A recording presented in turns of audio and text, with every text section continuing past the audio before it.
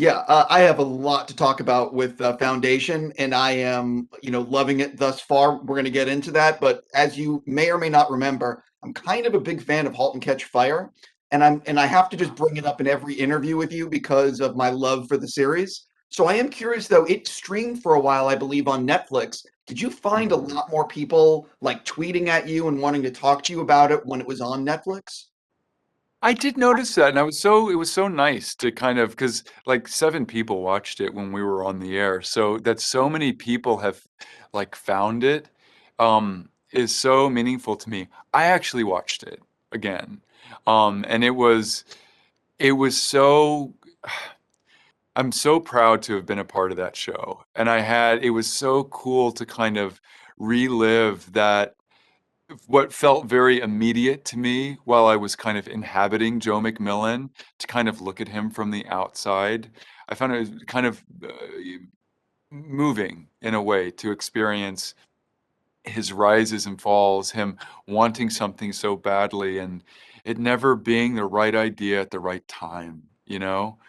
Like I think it's the real story of entrepreneurship. It's not just the people who succeed, the Steve Jobs and the Elon Musk's, but the people who try and fail. I think there's such an interesting, uniquely American experience inside that.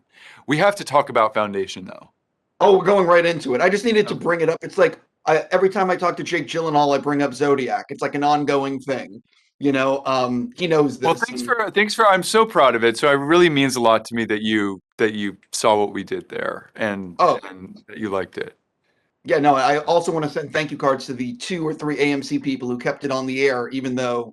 But anyway, let's jump into Foundation. So, obviously, this is my bread, and I love sci-fi projects like this that have uh, there's so much to talk about, but I have to say that the thing that really impressed me was, especially in the first few episodes, it felt like Skydance and Apple just said, yeah, we're just going to spend some serious money bringing this to life because this is not it looks big on the screen. Can you sort of talk about that?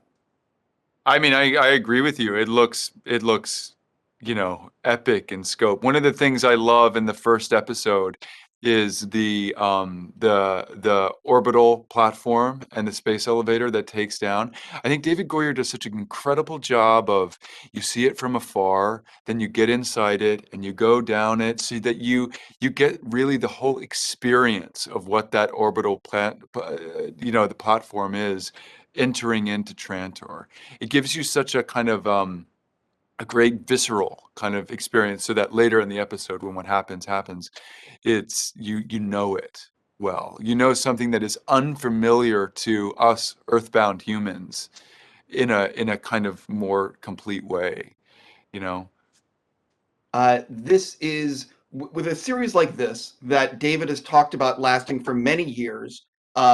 Is it? And again, I have not read all the books. I'm not as familiar with everything, but I'm curious. Were you at all nervous to sign on to something that could last possibly for 8 years, or were you sort of like, I love this material. What do you need me to do? Well, I mean, we should be so lucky. I hope we get a second season. I hope people connect with it. Um, I'm cautiously optimistic, but that's partly because I love this stuff too. I'm a huge science fiction fan. I'm a huge specifically like of this like speculative fiction of what happens to humans when you take them out of this earthbound, you know, confines. What happens when you spread them out through the entire Milky Way galaxy and talk about what is happening on Earth in those terms abstractly. Here I play a character who is the emperor of the galaxy. The idea is absurd in a way that anyone would have control at this scale. You know, of this almost limitless expanse of space, trillions of people, and he decides who lives or dies. He decides who prospers, who doesn't. The technology at his fingertips gives him extraordinary amounts of information. Um, it's abstract. The role that it's the office of a god. And what interests me so much about this character, and what to your question about the possibility that we might last multiple seasons, is that I don't just play one man, I play a series of men who are inhabiting this role. And what I find so interesting is that although at the beginning of our show, there's this belief that they are the same man, that there's this fantasy that that they are one Cleon. They are in they that's not real, that's it's not possible. They are individuals, Brother Day looks at Brother Dusk and is thinking, I can do this better than you did. I can distinguish myself from the brothers who came before me. And he's looking down at Brother Dawn and saying, it is imperative that you are exactly like me. You need to learn the lines, learn the blockings, so that when you inherit this role, when you inherit this supreme power, you don't drop the ball and the galaxy doesn't fall to pieces. So those are individuals, who approach that role. And in this first season, you'll see a couple of them. And it's very interesting to me as an actor to distinguish them, to find something subtly different about them. The Cleon who is sitting on the middle throne as Hari Seldon delivers his prophecy is like, yeah, I know. What do you think we do all day? Yeah, it's all falling apart. That's why we're here. We keep it together. We're the one who manage all the conflicting priorities. I think the Cleon who comes after him is looking at him saying, and he believes him. I think he believes him. And he's terrified of that inevitability and is determined that he's got it within him to stop it from happening. Yes, sorry, I was going to say I completely agree with what you just said, especially as I've seen the 8 episodes, and it's very interesting to watch you play him differently in as the season goes on, and the subtle differences. It's very, very good. Oh, Well, cool. I'm glad that came off. You try things on set and you try to keep them subtle, but I'm happy to hear that oh no, no, you saw it too. Mm. I don't want to get into spoilers, but as the episodes 6, 7, and 8, you can definitely see this is a different person. Even Yeah, though it's the same, essentially genetically the same person, but it's different. He's different. yeah, One of the things that I love about this series, one of the many things, is that it does not dumb itself down for the audience. You're dealing with time jumps, you're dealing with different planets, you're dealing with so many different things, and it doesn't, spend a lot of time with exposition dumps, if you will. Can you sort of talk yeah. about how the series is not dumbing itself down? One of the things that, yes, one of the things that I love about the series is that it's an investigation, really, of what it means to be a human. Where is the soul located? What is math worth? It can measure time, it can quantify things, it can predict, as Hari Seldon has created the prime radiant. But does it really account for the changes that humans make? Does it account for the outliers?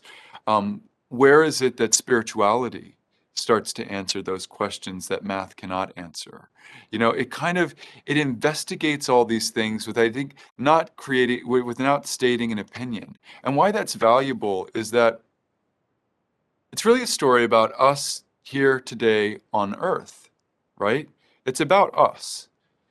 It's for us, it's about us, but it lifts us away from the planet in a way that it's not fraught with the triggers, that we have talking about politics or the pressures that we face here and today, so that we can examine our values we can look at it from different perspectives and investigate that big idea of what it means to be human. I think about one of the things that occurred to me early on when I was reading it is, those very early humanoids who were kind of making their journey out of the Rift Valley, and what they would have, encountered looking at the ocean or looking at a very wide river and thinking it's impossible to get past that. You know, There's no world beyond this world that we can walk. And what Isaac Asimov has done is speculated that we have gotten past that barrier. We've gotten past the barrier that we now face of will we ever move off planet the way that we live on planet right now? Will we get to the moon? Will we get to Mars?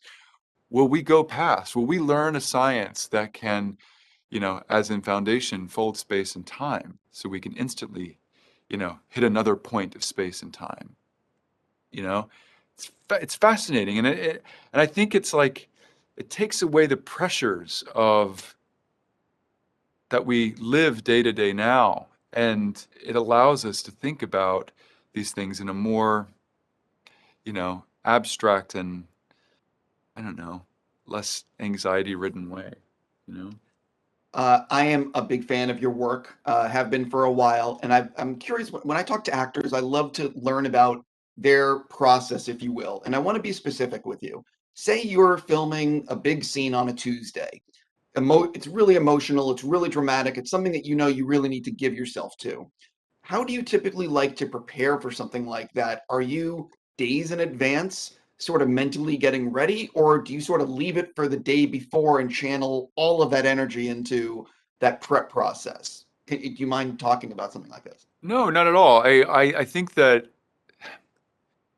I mean, I've been fortunate in my career to find myself doing characters that I'm cerebrally really interested in. So a lot of my work is spent, kind of when I go on walks, I think about the character, think about this, think about, and that's how it's like I don't have to sit down and like learn lines.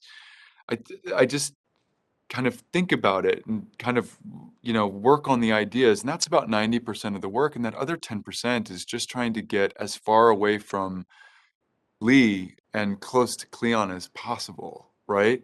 So that's that work that happens on set. With this, it's like so much of it, we didn't shoot on a green screen or anything. It was all, we shot on location, we shot on these extraordinary sets, and that helps.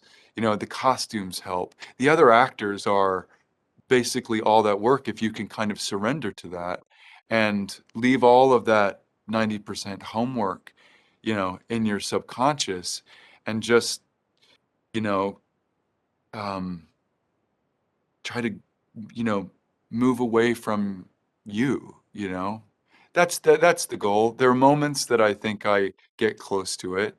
Um, Not always. I try my best, but I it's an imperfect science. What can I say? I listen. I could not do what you do, so I say, one of the things it's my I think in my last question. One of the things that I think that David does well with this series is, when Isaac wrote the books, it was lacking in women and diversity, and I think David did a great job switching genders and adding new characters, if you will, and people of color. Can you sort of talk about that aspect of the series? I'm, I mean, I can't, it's exciting to be a part of. I can't imagine anyone other than Llobell playing Gaal Dornick. I can't imagine anyone other than Leah Harvey playing Salvor Hardin. Um, I just, in a way, I don't think it matters. I mean that in the, like, this is our story. This is our human story.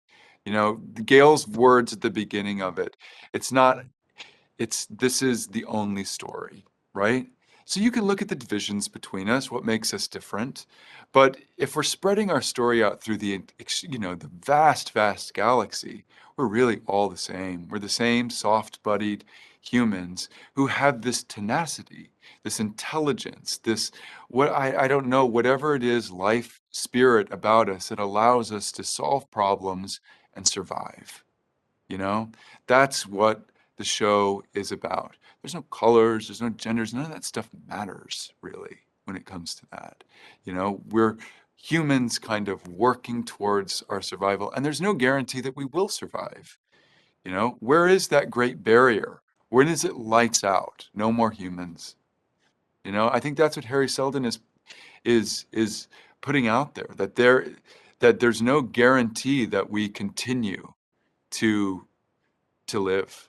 You know, we have to survive somehow. You know? I yep, 100%, especially with what's going on in today's society. I got to stop there. I'm just going to say seriously, congrats on the series. Cannot wait to see episode 9 and 10. I wish I had them today. Oh, I can't wait for you to see it either. I hope we talk again after you do because it is like, hmm. Yep.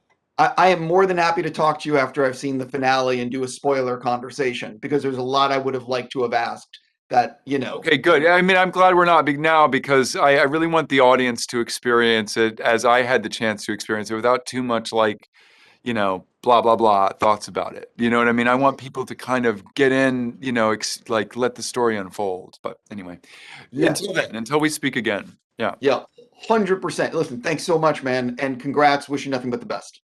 Okay, cool, cool. Thank you.